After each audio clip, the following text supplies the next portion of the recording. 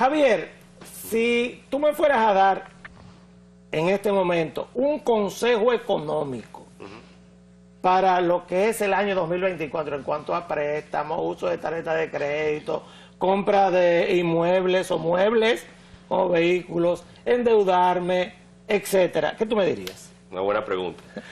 Realmente, o sea, para contestarle esa pregunta, es importante tener obviamente una noción básica del entorno económico y financiero, tanto a nivel internacional, pero también local.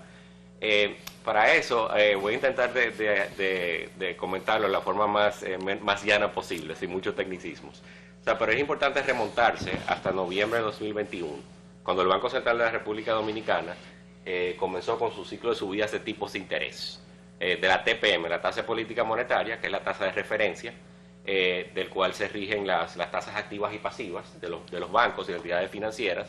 Entonces, evidentemente, el objetivo principal, desde la pandemia 2020 hasta que comenzaron, de 2020 al 2021, fueron políticas expansivas. Y luego ya a partir del noviembre de 2021 fueron políticas restrictivas y subidas de la TPM. Entonces, en ese momento, pues cuando suben la TPM en noviembre de 2021, que la subieron unos 550 puntos básicos, pues entonces eso, el objetivo de esto era encarecer el crédito. O sea, encarecer el financiamiento, porque el objetivo principal, no solamente a nivel local, sino internacional, era frenar la galopante inflación que azotaba a República Dominicana y también al mundo entero, porque realmente yo entiendo que a los dominicanos lo que les interesa es lo que ocurre aquí, pero realmente hay que también entender que todos estamos en el mismo barco en cuanto a los precios altos y la inflación, todo me refiero al mundo entero, todos los países. Entonces, en ese momento, contestando a tu pregunta, Humberto, que en ese momento el objetivo de noviembre de 2021 a mayo de 2023, que se comenzaron con medidas expansivas, en ese periodo era frenar un poco, o sea, subir la tasa de los préstamos, frenar la demanda a través del encarecimiento del crédito, de manera que la gente pidiera menos préstamos, hubiera menos demanda y combatir la inflación de esa manera. Y eso también no es tan positivo para las personas que quieren contratar préstamos, pero sí es favorable para los ahorristas y para los inversionistas, porque así como suben las tasas activas, que son los préstamos, también suben las tasas pasivas. ¿Cuánto está la tasa exactamente, la activa y la pasiva en este momento en la República Dominicana? Aproximadamente ha bajado desde que comenzaron las políticas monetarias expansivas en mayo de 2023, que estaban en un 15.30 aproximadamente, la tasa activa promedio ponderada, que eso incluye como la tasa la tasa hipotecaria, comercial y personal y de consumo, ¿no? Es como un promedio, ¿no? Estaba más o menos en 15.40 en mayo de 2023, y ahora a diciembre a enero de 2024 se coloca en unos 14, la tasa activa promedio ponderada, 14.10, o sea que ha bajado unos 150 puntos básicos. Y la pasiva ha bajado también, que es la de los productos de ahorro e inversión, ha bajado aproximadamente también 200 puntos básicos, 100 y pico, y se coloca más o menos ahora en porque hay una pasiva promedio y está la pasiva promedio preferencial. La pasiva promedio, estamos hablando de productos de ahorro e inversión con la pasiva, está aproximadamente entre un 8 y un 9, y la preferencial es un 10. Déjame preguntarte algo. ¿Y tú me recomendarías a mí, con una tasa de un 14.5%, tomar un préstamo en este momento? Es que depende un poco, es que depende un poco del tipo de préstamo, porque, a ver. Digo, yo no voy a sembrar amapola para sacar dormidera, ni voy a sembrar tampoco hoja de coca, sino para poner un negocio. Digo, ese fue un chiste, pero un préstamo productivo. Exactamente. Porque hay préstamos de consumo, que bueno, que la gente también tiene que divertirse, pero también los préstamos productivos que les retorne más intereses del que uno paga. Exactamente, que yo tenga ganancia. Y en ese caso, Javier, ¿qué tú me dices o me puedes decir con relación a los certificados financieros? ¿Son una opción? Por ejemplo, yo que tengo unos chelitos, ¿es una opción que yo lo ponga en un certificado? Usted es millonario, espérese un momento, usted es millonario y todos lo sabemos. Ajá, y todos lo sabemos. Ella tiene varios certificados, claro, tiene otro dinerito ahí y quiere, tú sabes. En ese sentido, es una opción yo poder tener certificado financiero a esas tasas o a las tasas actuales del comercio? Por supuesto, o sea, evidentemente todavía las tasas, mira, como le comentaba antes, tuvimos un periodo de noviembre de 2021 hasta mayo de políticas restrictivas donde las tasas de los préstamos estaban más altas, vuelvo a reiterar, y la de los productos de ahorro e inversión también. Entonces, un certificado de depósito es un producto financiero para personas con un perfil conservadora, porque ya tú sabes de antemano los intereses que vas a recibir, y tú mantienes eso hasta vencimiento. No es como un producto en el mercado de valores, que lo puedes vender luego, quizás que podemos hablar de eso. Pero como una opción, certificado de financiero, todavía, aunque las tasas pasivas hayan bajado, todavía se pueden conseguir buenas tasas, pero sabes que eso va a depender mucho de tu relación con tu gerente bancario, del monto que vas a invertir. ¿Cómo que tiene? Porque hay muchas personas que dicen, por ejemplo, los bancos no dan nada, entonces yo prefiero buscar en qué invertir o en qué poner a producir ese dinero, porque en realidad las tasas son muy bajas y lo que me dan pues prácticamente no es muy atractivo. Entonces, ¿sería buena opción? Es una buena, realmente todavía, como te comento, las tasas se puede conseguir hasta un 9. Ahora, antes, en la época que le comentaba, de noviembre a mayo, se podía conseguir certificados hasta un 11, o un 12, o un 10%. Pero ya, como la inflación ha retornado al rango meta del Banco Central, que está en 3.57% de inflación interanual a diciembre de 2023, entonces ya el Banco Central se puede permitir, tiene más holgura para implementar políticas expansivas. La política expansiva es básicamente bajar los tipos de interés, para que la gente pueda tomar más préstamos, hay más dinero, más circulante, y fomenta un poco el consumo y la inversión, y por eso las estimaciones del crecimiento económico para el 2024 van a ser son mucho más alentadoras que este 2022. El 2023 todavía el Banco Central no ha publicado el dato oficial, pero se estima que va a crecer la economía entre un 2.3, 2.5%. Y para el año que viene, en 2024, cerca del potencial es lo que ha crecido en los últimos años prepandémicos. Un 5. Es un 5 aproximadamente. Y eso es la proyección desde el Banco Central, pero el FMI incluso tiene una proyección de 5.2. O sea que vamos a retornar un poco por esas medidas expansivas que va a estimular el consumo y la inversión. O sea, eso va a ayudar a acelerar bastante la economía. También el sector construcción ha crecido bastante, que estaba estancado a principios del 2023, y el turismo le va a seguir yendo bien, las remesas van a seguir llegando. O sea que se estima, y estos datos, claro, lo pueden corroborar en la página del Banco Central, que estas proyecciones, bueno, son proyecciones, al menos que surja un choque importante, tanto interno como externo, podría cambiar las proyecciones, por eso son proyecciones, pero sí se supone que a nivel macroeconómico y financiero va a mejorar con respecto al 2023. ¿Y cuáles son tus recomendaciones para el público que nos ve en materia de inversiones, más allá de sus certificados, la gente que quiera hacer nuevos negocios, que quiere emprender, ¿qué tú les recomiendas que puedan hacer frente a este año que recién inicia y que la gente tiene muchísimas metas? Claro. Tú sabes que enero es un tema de metas, aunque sean mentales. Por supuesto. Porque todos ponemos muchísimas metas. Quizás no las cumplamos, a los 2 meses nos olvidemos, pero hay que hacer el intento. ¿Cuáles son las recomendaciones que tú le pudieras hacer a esa gente que tiene metas económicas, de inversión, de transformar, de comprar una nueva vivienda, quizás de comprarse un carro, de hacer, de asociarse con alguien, de mover? Claro. Yo creo que ahora es un buen momento para hacer todo eso que comentas, para comprarse un carro, para invertir en un negocio. ¿Por qué? Porque las tasas, porque esa bajada de la tasa política monetaria, de la TPM, del Banco Central, la transmisión de esa política monetaria a las tasas bancarias no es inmediata, es un proceso gradual, pero sí es que las tasas de los préstamos van a seguir bajando durante todo este año, incluso también en el 2025. O sea, que podemos comprar, meternos en el financiamiento del apartamento. Sí, pero bueno, pero hay con prudencia. Porque no le vamos a dar con todo al campo. Pero, ¿sabes lo que pasa, Javier? Es que en el mercado inmobiliario, República Dominicana están altos los precios de los inmuebles. Sí. República Dominicana y a nivel mundial. Pero como nosotros compramos aquí, a nivel del mercado local, el precio del metro cuadrado se ha disparado considerablemente frente a años anteriores. Entonces, como usted ve todos los factores económicos y todas las variables que pueden influir o no en esa alza, mucha gente tiene miedo en meterse en un tema de un financiamiento, aunque tenga quizás la primera parte, porque dice, no sé qué pueda pasar. Claro. Como yo digo, comento, o sea, evidentemente cada persona tiene una situación económica distinta. Hay que evaluar, porque la gente dice, bueno, que los préstamos, que las tasas han bajado, que este es el momento, y la gente muchas veces me pregunta, pero ¿y por qué no me bajan la tasa de mi préstamo actual o el nuevo? Pero también va a depender mucho, obviamente, de tu historial crediticio. O sea, las tasas pueden bajar, o sea, pero si tú tienes un historial crediticio no muy bueno, igual te pueden subir o no te la van a bajar la tasa. Y eso es entendible por parte de la entidad financiera. Entonces, pero sí es un momento, y también es importante, porque sabes, aquí obviamente se puede contratar un préstamo de interés variable o fijo.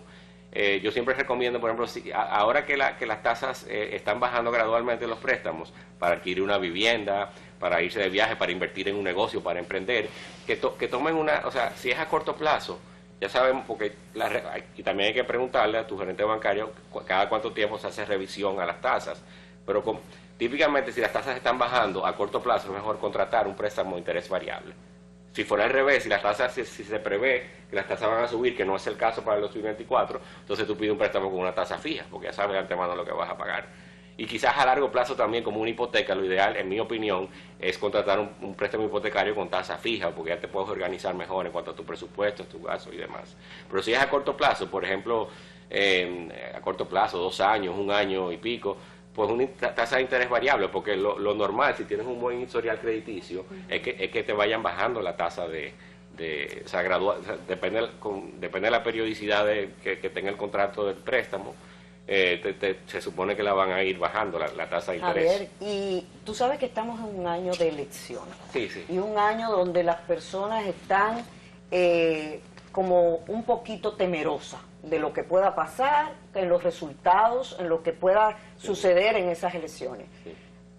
¿Tú crees que de aquí a mayo, por ejemplo, o que son las elecciones ya presidenciales, la gente tenga la intención y cómo podría eso afectar a lo que sería ese tipo de inversión, de primera inversión? Que tenga la intención de invertir en cualquier cosa, en algún proyecto nuevo que quieras. Sí, como le comento, el tema electoral siempre, obviamente, en cualquier país, en República Dominicana, genera cierta volatilidad, quizá en la tasa de cambio, en el riesgo país. El riesgo país simplemente es la percepción que tienen los inversionistas internacionales en la capacidad de pago del gobierno dominicano cuando emite bonos en los mercados internacionales de capital. Pero en cuanto a los planes de inversión de las empresas y de las personas físicas y jurídicas, eso no afecta. Entiendo yo que no va a tener. Vamos a hablar de precios ahora, porque ustedes están hablando también de toda economía de popis. Los popis son los que toman préstamos para apartamentos. Sí. Sobre todo los popis como usted, para viajar. Ustedes son los que compran para viajar, pero aquí hay un serio problema, o ha habido hasta este momento. Sobre todo a partir de la pandemia, posterior a la pandemia, y todavía se considera que a pesar de que el Banco Central en la República Dominicana publica que el índice de inflación está en el rango meta, no ocurre lo mismo con los alimentos. El planteamiento que existe en la población en general, porque claro, el índice de inflación que publica el Banco Central es un promedio. De todo el país y de exactamente, todas las de todos los sectores. No solamente Santo Domingo. Pero en el caso de la República Dominicana, el tema de los alimentos parece que le está dando en la madre a las familias más pobres del país. Hay un aumento en los productos agropecuarios, hay un aumento que se le disgrega, y ustedes los economistas lo disgregan cuando se publica el índice de inflación cada mes, de que creció en precios en el tema de alimentos frente a otros productos. Y los precios siguen siendo el principal problema que acogota a los dominicanos en su día a día. ¿Cuál es la perspectiva del año para ese tema? La perspectiva del año es que los precios bajen gradualmente. O sea, porque ya la inflación, porque cuando hablamos de inflación, no necesariamente eso se traduce a una disminución de los precios. Eso lo que significa es que la bajada de la inflación significa que la intensidad el ritmo de la subida de los precios es menos acentuado que el año pasado. Pero los precios se quedaron iguales. Claro, la realidad es... Se quedaron igual y siguen subiendo. Siguen subiendo, pero a un ritmo menos rápido. Hasta Exacto. 200 pesos porque el productor dice que nada más son los pobres que se han afectado, pero también los que él llama Popi, de la cual yo no soy parte, cuando vamos al supermercado, encontramos productos 200 y 300 pesos por encima, hasta con un mes de diferencia. Hay productos con un mes de diferencia que tú vas y tienen 200 y 300 pesos por encima. No, con menos. O sea, sí está pasando algo en el sector, que hay un aumento considerable en varios productos de 200 y 300 pesos. Diferenciación. Si lo comparas con el año pasado, la intensidad, vuelvo a repetir, de la subida de los precios ha disminuido, pero obviamente la gente lo que quiere es entendiblemente que bajen. Y algunos precios han bajado de los alimentos, de la canasta básica, otros han subido.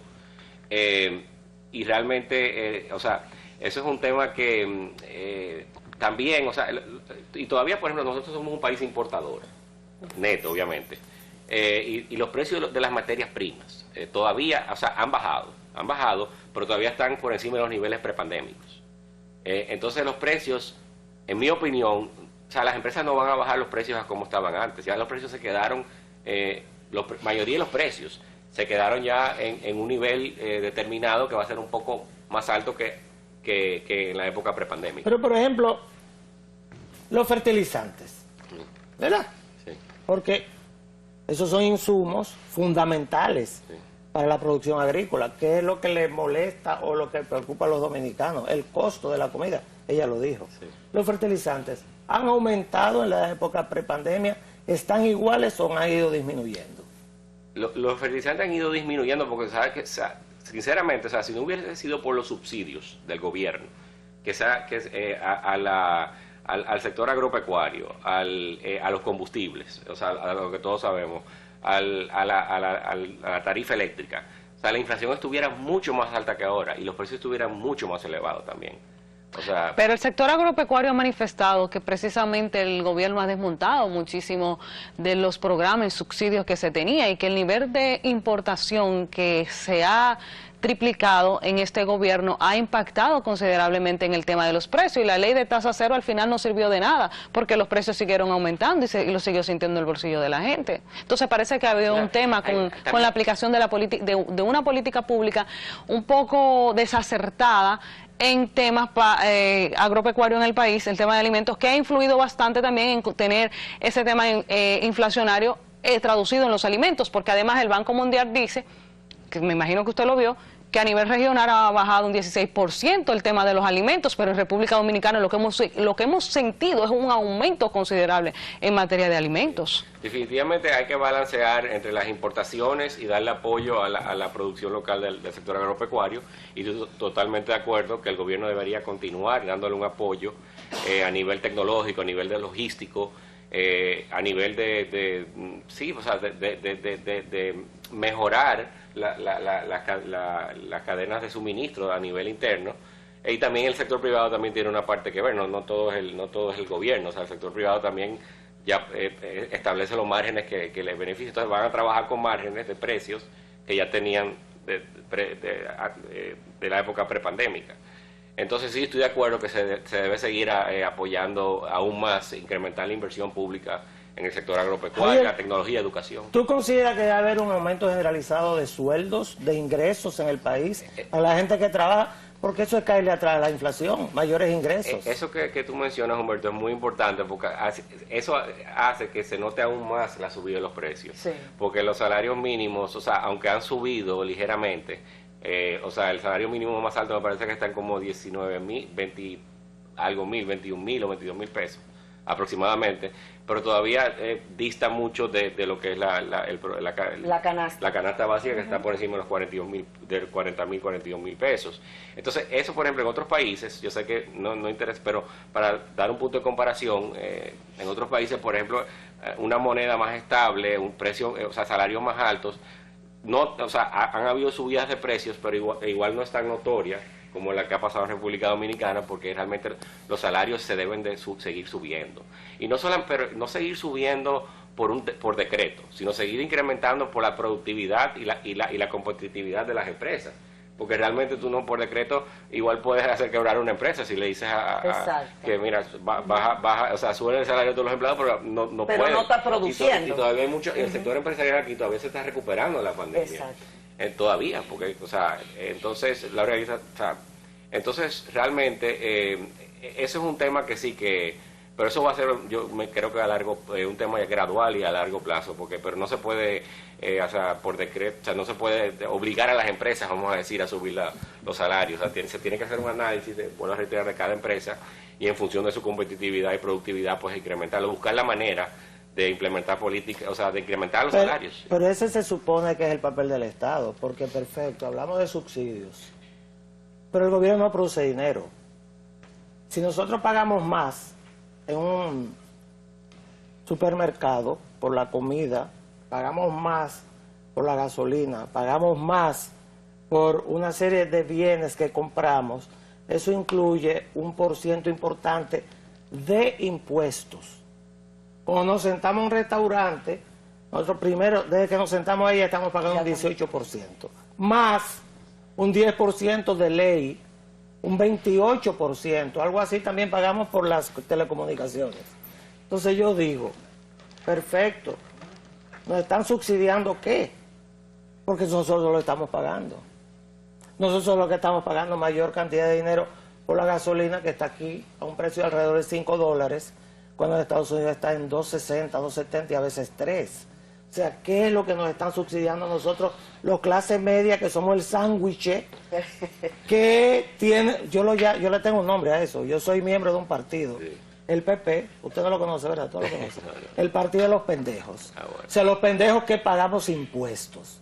Porque a los pobres le dan todo, los ricos no pagan impuestos y nosotros lo pagamos. ¿Y qué vamos a hacer con la clase media?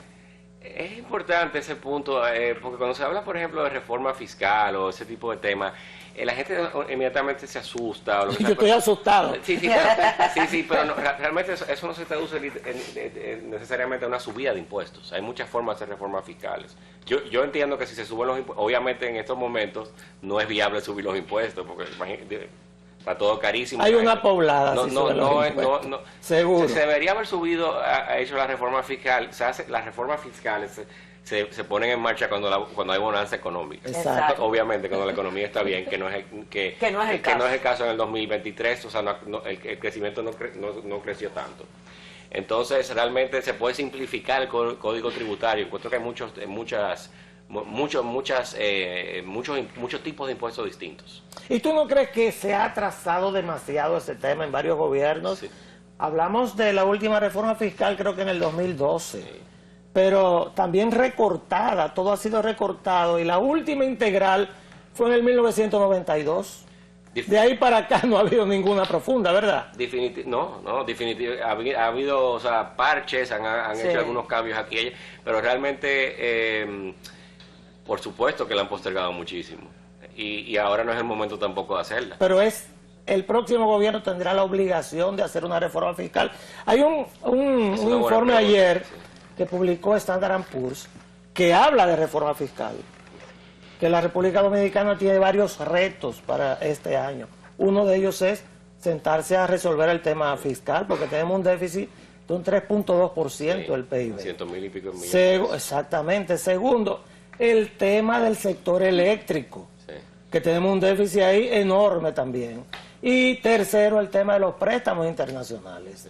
O sea, ¿qué vamos a hacer? ¿Cuál es la perspectiva? Bueno, déjame decirte que esas recomendaciones las viene haciendo, no solamente, usted mencionó Standard & Poor's, las tres más grandes, Moody's y Fitch, que incluso las tres desde el 2020 hasta ahora ha ido mejorando la calidad crediticia del gobierno. Ahora es BB más. ¿Perdón? Ahora es BB. Sí, exacto. Algunas mejoraron la nota, otras mejoraron la perspectiva. Entonces, pero esas recomendaciones de esas agencias de calificación internacional las vienen haciendo ya hace mucho tiempo. No es la primera vez que la hacen ahora. Y la deuda sigue subiendo. La deuda está alta. Todavía está manejable. Pero definitivamente hay que comenzar. La reforma fiscal es eminente, el pacto fiscal, y hay que buscar el mejor momento para implementarla. Pero la deuda tiene que decrecer, sí. No hay duda que hay nubarrones en la economía y también perspectivas que auguran una mejor época, ¿verdad? Sí, en el 2024. Exacto. Sí, por supuesto. O sea, hay que hacer una reforma fiscal. Si no se hace este año, no significa que el país se va a hundir. Nosotros no estamos a nivel todavía de Argentina o de Venezuela, ni mucho menos, pero sí hay que comenzar a ver cómo se puede reducir esa deuda pública. ¿Y usted considera que se deben dejar de tomar préstamos préstamos para quemar? Porque hemos visto también un tema de que se están tomando muchos préstamos, pero también contrasta con el tema de la inversión. Este es el gobierno que menos ha invertido en los últimos 70 años, o sea, se ha tomado mucho dinero para gasto corriente. Entonces también un tema de bajar la deuda no es malo tomar prestado, pero ¿para qué se está tomando prestado? Bueno, es que realmente, o sea, ningún país, tenemos que volver a la pandemia, o sea, y todos lo sabemos, ningún estado, ningún presupuesto de Estado a nivel mundial ni en República Dominicana estaba preparado para una pandemia sin precedentes. Pero ya salimos de la pandemia. No, pero todavía se está pagando mucho los préstamos. ¿Y el aumento de la nómina pública? ¿Usted cree que es correcto? Ese aumento... Sí, pero eso viene pasando también desde hace mucho tiempo. O sea, eso viene pasando... Sí, pero una cosa que pasa en el pasado no es justificación de que pase en el presente. No, claro que no. Yo estoy de acuerdo que se debe de incrementar definitivamente lo que es el gasto de capital. O sea, aquí hay un desbalance en el presupuesto del Estado en cuanto al gasto de capital y el gasto corriente. El gasto corriente, lo que mencionas tú, de hacer transferencias a los ministerios, de pagar la nómina, cómo pagar la electricidad de la casa, de tal, y también el gasto de capital, que es el que hay que incrementar, y se tiene previsto que se incremente, que es la inversión pública, en educación, en infraestructura, y todo eso que realmente aporta a la economía y a los ciudadanos. Javier, muchísimas gracias. Gracias a ustedes, un placer. Gracias. Bueno, ha estado con nosotros, lo escucharon bien, ¿verdad? Tomaron nota. Javier Trujillo, quien es nuestro economista de planta aquí, entra en vivo, lo tendremos mañana otra vez en su comentario en Economía al Día. A quien le agradecemos su participación aquí en vivo en el día de hoy. Gracias. Nosotros nos vamos a una pausa comercial y venimos con Salud Mental.